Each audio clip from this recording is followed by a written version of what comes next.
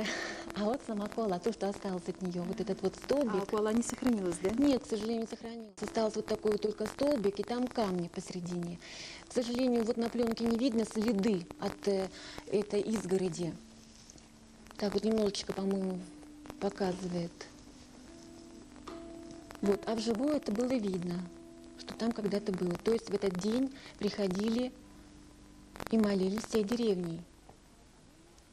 Но раньше Пасха праздновалась не один ведь день, и не два, и не три, а вплоть до недели. Это могло быть. Это делается во дворе, и здесь можжевельник заменен елкой, ну, в силу того, что рядом просто там можжевельник не растет в этой деревне.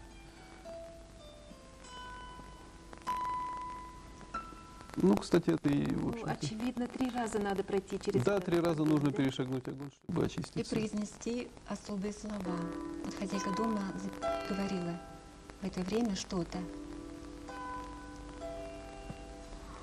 В принципе, замена можжевельника на елку естественная, потому что вот все вот эти хвойные деревья, и можжевельники, и многие другие, они являются как бы защищающими от злой силы, и отсюда же происходит наш обычай ставить елку на Новый год, допустим. Первоначально ведь елка просто, опять-таки, служила берегом в это время. Но сейчас вот как раз это продолжение, так сказать, той же темы. Следующий день после ночи на Великий Четверг – это день поминовения умерших. И в данном случае мы видим просто изготовление еды, которая в это время употребляется. Вот особенно важный момент здесь, мы видим, как варят гуся. Гуся в этом районе Удмуртии специально забивали 2 гусей осенью, когда забивают всех гусей. 2 гусей специально забивали, одного для поминовения усопших, а другого для Дня Пасхи, для акашки специально. Гусь в такие дни, будучи ритуально чистым. Вот происхождение, опять же, бани у народов Поволжья, да равно как и русской бани, и происхождение особенно вот этого обряда ритуального очищения в бане перед большими праздниками, перед жертвоприношениями, это дело тоже достаточно темное, скрытое в глубине веков. И вопрос, своя ли эта традиция, возникшая здесь в Поволжье спонтанно, или все-таки это влияние какой-то иной традиции. До некоторой степени вот стремление очиститься очистить тело, прежде всего, с помощью бани, перед ритуалами важнейшими, напоминает зороастрийскую традицию, когда жрец... А сейчас готовится ритуальная пища для это воскресенье рано утром. Сейчас мы видим, как готовится чек-чегей.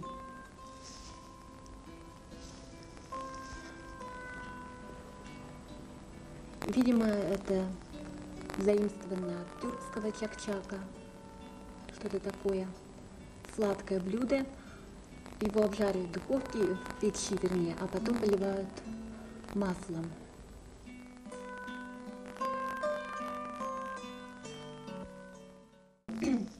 Собрались родственники по линии отца, главы семейства. То есть это праздник по линии отца обычно проводят. Собираются или 5, или 6 домов, кого больше. И вот вначале собираются в одном доме, в самом старший по возрасту.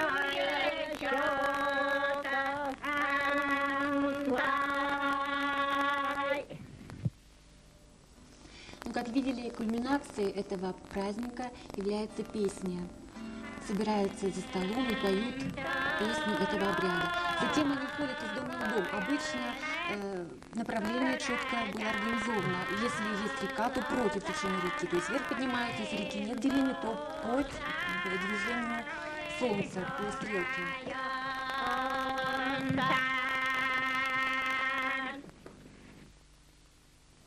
В данном случае они пришли к родственнице, которая живет немножко выше. И там повторяется то же самое. Ритуальное угощение, трапеза за столом. И песня эта не прекращает звучать на протяжении всего дня. Мы до позднего вечера ходили, записывали этот обряд, и, знаете, вся деревня звенела от этой песни. И целый день льется Целый одна и день. та А же раньше мелодия, это да? было даже целую неделю. А если представьте себе мысленно, мы взлетим над Кокмарским районом, то какая огромная многоголосица. В каждой деревне свои песни.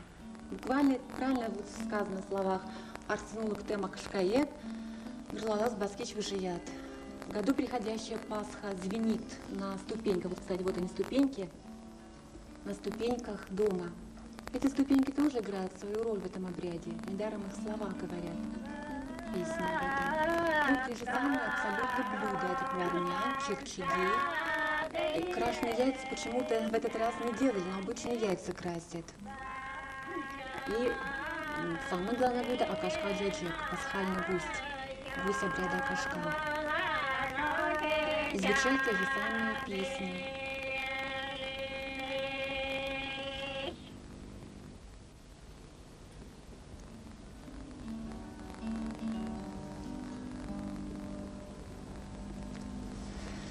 Большая роль обрядов в передаче от поколения к поколению морально-нравственных норм и социального опыта.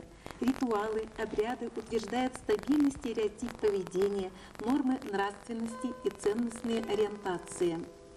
Это одна из специфических форм культуры, в которой проявляются как социальные, так и этнические аспекты.